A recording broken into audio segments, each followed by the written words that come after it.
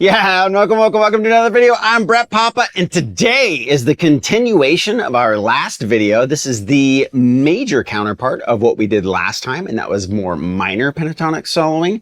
This one's going to focus on major pentatonic soloing, how to resolve in major pentatonic, because it's not the same, right? We may know the same licks in minor, but if you try to use those in major, they're not going to work, mainly because you can kind of use the same framework, or maybe for the most part, maybe the same lick idea, but you have to resolve to a different spot because the chord tones, they're not in the same spot. Now, what is a way that we can figure out how to resolve in the right way? I'm glad you asked. So down below is a link to 4 courses of mine that are 90% off. They're on sale till the end of the week, so this coming Friday. And after that, they're only going to be available in my membership or every once in a great while.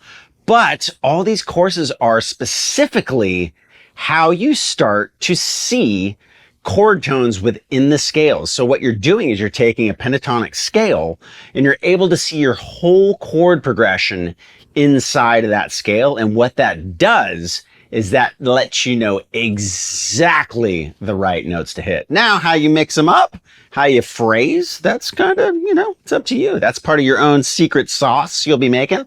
But again, 90% off in the links down below in the description box. It's probably, I would say, somewhere between 40 and 50 hours of pentatonic madness. Lots of jam tracks, there's tabs, there's everything.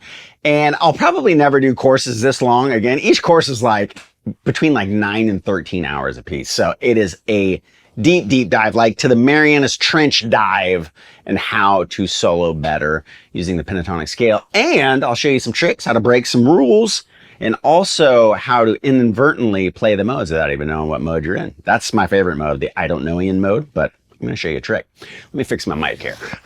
All right, get over here. So what happens, this is the great part about filming here, is when you do all these courses and everything, I'm always like, okay, now there's a shotgun mic above your head. When you get up, it's going to be like right between your eyes. And everyone's like, oh yeah, sure. And then sure enough, and me still to this day, like perfect circle, right. It's like my third eye, just bunk. It's not my third eye opening. It's the imprintation of my shotgun mic. Okay. So anyways, so in major pentatonic, we're going to use the same thing, like the caged approach, same kind of shapes for the most part. So in the last lesson, we went over minor pentatonics, and I was saying how the E, A, and the D shapes really are great in minor pentatonic. And for the most part, it's kind of the same in major, although in the last lesson, we talked about how the C shape and the D shape, let's use an A triad, for instance. So there's the D shape of an A chord, which looks like this, right? You find the root and then you make that little D shape,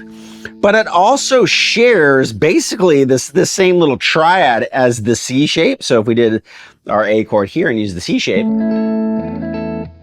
it's, for the most part, it's the same down on, well, it is the same on the G, B, and E strings. And so they kind of share, I call it the D shape because I'm using more of the emphasis is more on this shape more often, but it could be the D shape or the C shape, depending on really how you come into it and the other notes that you play around it. Okay.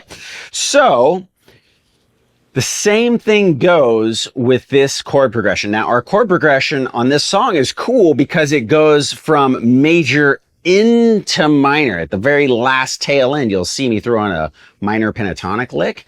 And it's great because it's the same scale, but you're using it in one instance, you're playing over a minor sounding chord progression. So the jam track, the beginning part that you're not hearing goes.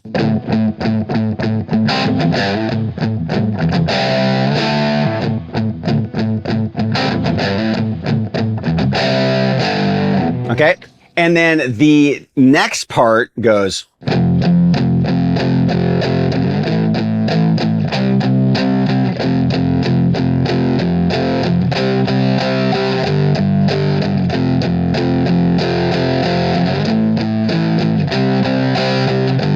And when it comes here, it goes to minor. staccato.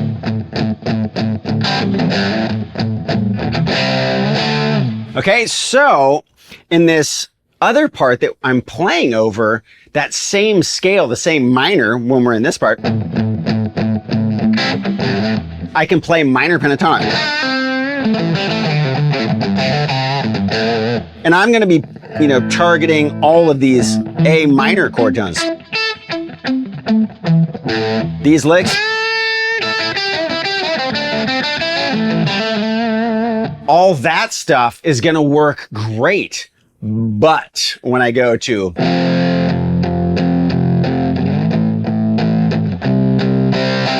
now it goes to the relative major, which would be C major, and I have to play that scale differently. And so now it starts to sound major. It's the exact same notes, right? But you have to resolve differently because now we're playing over different chords, and the way that the chords are being played makes it sound like it's C major rather than A minor, okay? Even though it's the same notes. So to do that, and I'm going to show you this whole little solo, when we do this, I start off and I'm like,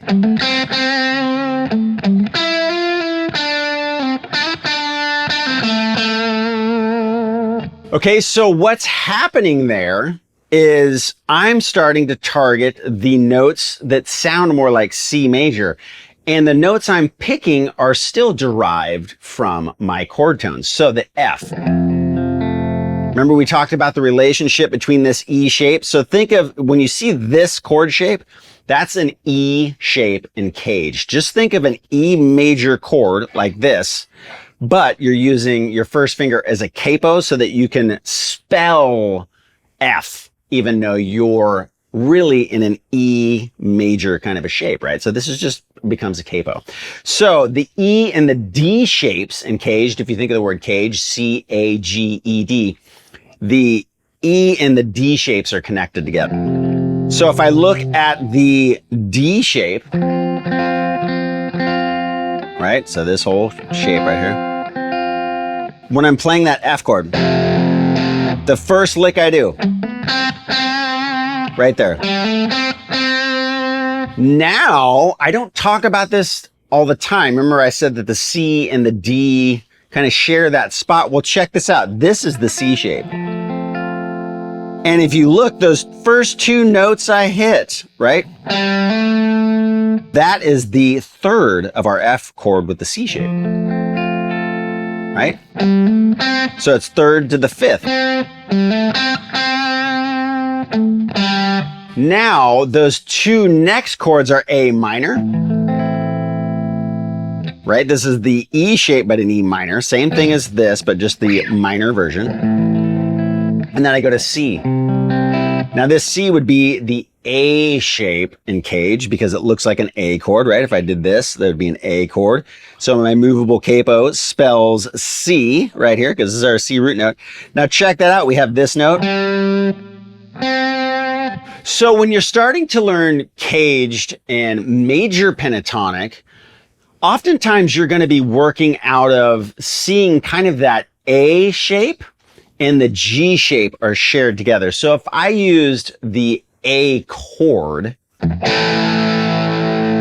as an example, my major pentatonic would be, it's that same kind of position one minor shape, A minor. You just move it down 3 steps.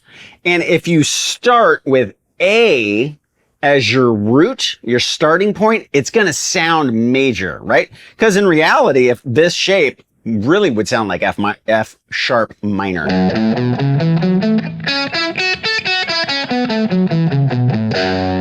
Okay, so if I start with an A, listen to the difference in sound.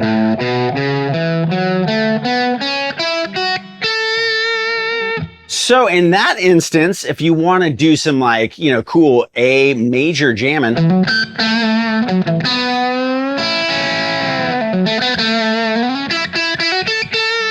we're going to target the notes of that A chord inside of that, right? So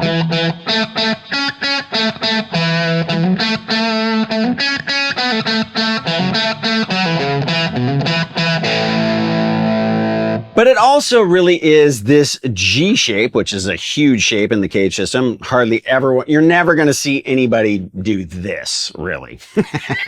But using it and being able to see that shape is invaluable because it shows you all those notes you can hit over an A chord. Right? So, check this out. When you hear people do this in Southern rock, what's happening is you're bending this note into the third of this E shape, and you're actually hitting the whole chord. So when you hear, you're actually just hitting an A chord, right? So that kind of shows you like, oh my gosh, those are all, the reason that lick sounds so great over A is because you're hitting every note in an A major chord. So that's kind of where we're going with this solo.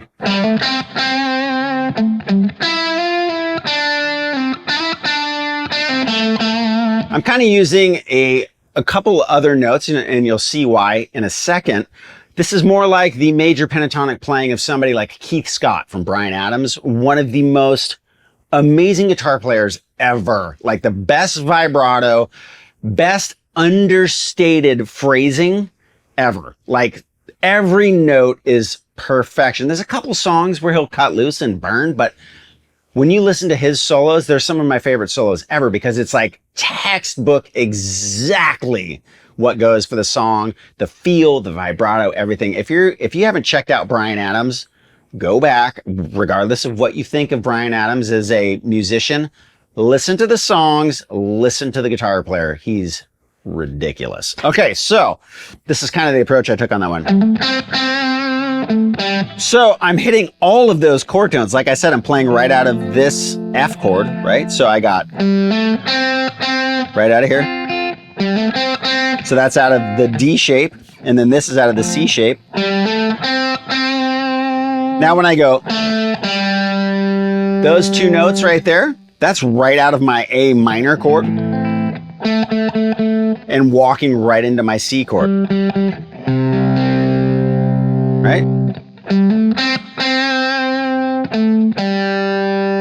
Now when I go,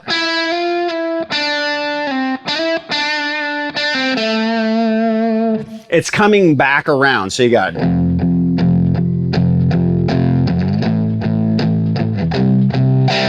and then all that stuff, if you think about it, I have a C chord right here, C major chord right here, the E shape, so I can, this is an F chord right here, an A shape of an F chord, so all these notes are right out of those chords still.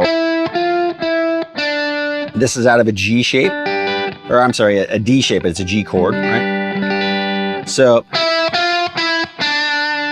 and then I just reiterate those notes. And I come back to here because by that time we're back to the F chord again for the second round, right? So you got, check it out, we'll do it with the track. Here we go.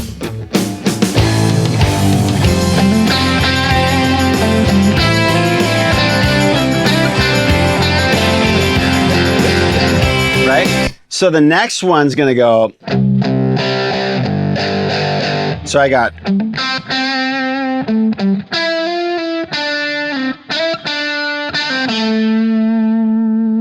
now the next part I go,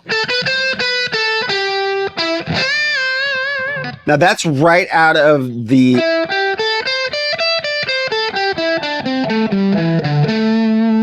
third position in the pentatonic scale, okay? And so what we're doing is we're playing out of C major.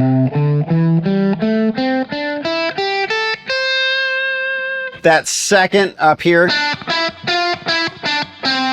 that's going up to the second shape of the pentatonic scale.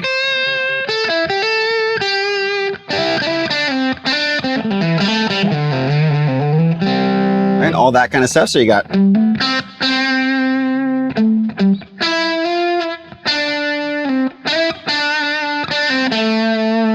so in this whole place right here, we have F chord, A minor chord, right? So you can go F, A minor, and then you can go C, right? There's that G shape or A shape, right? So there's all those notes right in that one spot, and you can shift up to this next shape where this C chord is,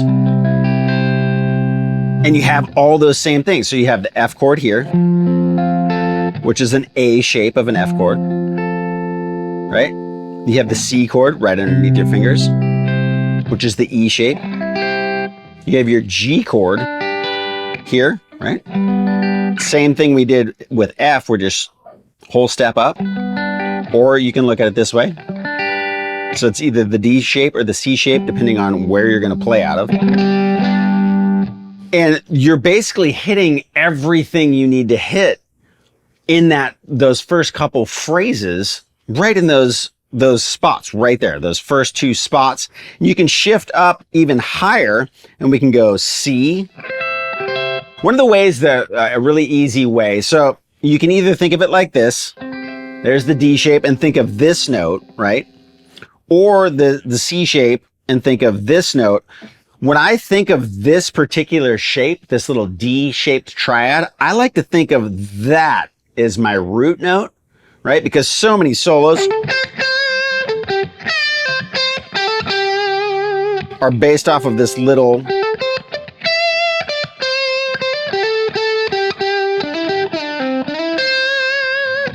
So I like to think of the root note on the B string, and then I'm like, oh, okay, that's right where that little cluster of a chord is, that triad is. And I think of the root right here. Now, obviously, know where all the roots are, but if you want quick access to like, where's the D shape? Okay, just find the C note on that string, on the B string, okay? So you have the C here. You can do F right here. So you can do F. You can do A minor, which is out of this A minor shape. So you got the E shape of your F chord right here. You got A minor, the A minor shape. You got C right here. You can do G here or G here. So no matter where you go on the fretboard, your whole chord progression is right underneath your finger. No matter what scale shape, pentatonic shape, mode shape that you're in, all of your chords of your entire progression, for the most part, are within 4 frets. And that's really what we drive home in these courses, is how do you see the chords from your progression inside your pentatonic boxes? And the great thing about pentatonic is, if you can find major or minor pentatonic of the key that you're in, and you start putting chords inside the pentatonic framework, you're gonna find pretty soon that there's other notes that aren't in the pentatonic scale. Well, that's building out your modes, right? And so whether you know what the mode is called or not, you're gonna see those other notes. And if you hit those at the right time, you're gonna get the sound of that mode, right? Because most people, they learn a modal shape or a scale shape, and they just play it like a scale again without thinking, what are the notes that really matter, that quantify the sound of Mixolydian or Dorian or any of these other modes that are commonly played, right? Or even major for that matter. So once you can use the framework of the pentatonic scale and inject the chords inside it, you'll start seeing those other notes. And it's like, oh, this is how you play the modes, right? Okay, so our solo. So we got... Then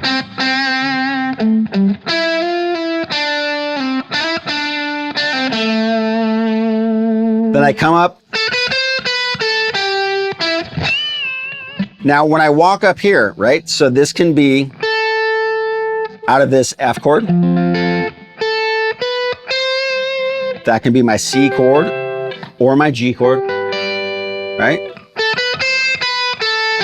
That can also be my A minor, right? So we got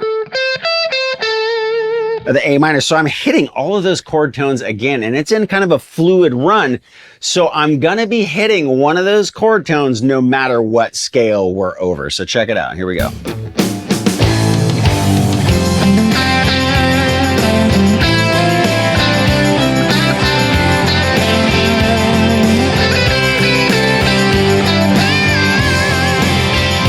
Okay, so, right, that's maybe, I think it's over the F chord, right?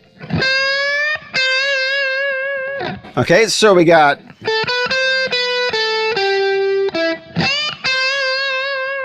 and then I go, again, I'm hitting all of my chords, right? So we can have, this can be part of an F. This can be part of the G chord, the A shape. When I bend back up here, that can be part of the F chord. This can be part of the A minor chord. And chances are when I bend that note, it's coming to that G, right? So the G's right here. So I'm bending into that shape. And then I go to a minor pentatonic run because it's starting to go,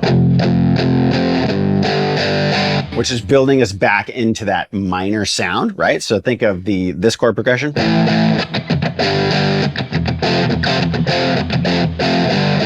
Right? Full Stairway to Heaven style. So we're basically going back into that kind of sound, which is minor. So at the end, kind of our crescendo lick, we can go into minor and use the exact same scales, right? We've been using the C major pentatonic scale, but now we're going to shift into C minor, but it's the same notes. We're just going to play it a little differently and we're going to resolve it a little differently.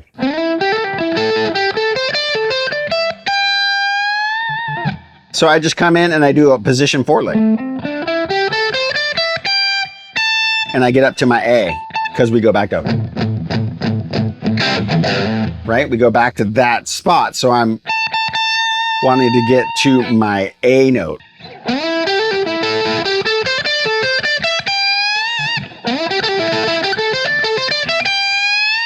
Right? And it's the minor lick and you're done. Super short solo. But you've used the pentatonic scale. You're resolving to the correct notes in major pentatonic. So you're starting to learn how to play in major pentatonic. And then in addition to that, you're starting to inject other notes, right? So when I did the pentatonic shape is just this. But my G chord has that note in it. Right? So I used that note and it built a 3-note per string scale. And then back to just the straight scale, major pentatonic. And then when I do that, you're bending into that F. And then that's when it's building. Right? And then we do our, actually I go, and then I go. Now I do that because to me that kind of sets us up and it's almost like an A minor pentatonic lick. Because it's like saying, hey, here's the A chord, right? Here's our A minor chord right here. It changes the sound of the scale that I'm playing. I've gone from major and now I'm kind of bringing it back to minor. And then, right? So it's not that complicated to learn how to do that. Now I can improvise, right? I can get into a jam scenario, really have fun, play, feel safe, like jam with friends, get up and play. I can't play jazz, but like I can get up and jam any rock progression and feel really good. I got enough licks to get through everything. What I really like to do is write solos. I take kind of the Gilmore approach and I like to play over something and create parts, right? Because I want something that's like the Bryan Adams stuff that really goes with the track. Now that's not saying that people can't improvise and come up with something killer. I have world-class guys over here all the time that can do it on the fly. I'm just not that dude. But if you want to be that person, right? You want to be able to improvise at a super high level and be able to just nail stuff first time you hear it right on the spot. This approach, the CAGED with the pentatonic, absolutely, if you take it and work at it every day, 15, 30 minutes, hour, however long you got, you work at it, I promise you will get you results so much faster than just trying to guess. You know, you don't have to know every note on the fretboard. You can, right? It does help. But when you start to see the shapes and just know, oh, here's all my chords, right? It doesn't matter. Like you'll start to just through repetition understand what a third of the chord sounds like, what a fifth sounds like, what a, you know, flatted seventh, whatever, what those notes sound like. You don't have to know what note it is exactly. You'll start to hear it. But if you really want to go further and really full pro musician, learn all your notes, learn all your cage shapes, all your scales, it's foolproof. This is like the Cliff Notes guide to that. You will be able to land safely on notes that go with the progression if you just work at this, I swear, 10 or 15 minutes a day. You'll start seeing stuff, start getting, you know, jam tracks to play to. These courses have tons of jam tracks, both in major and minor. So you will definitely learn how to play over a variety of, you know, feels. Some of those songs have both major and minor in the same song.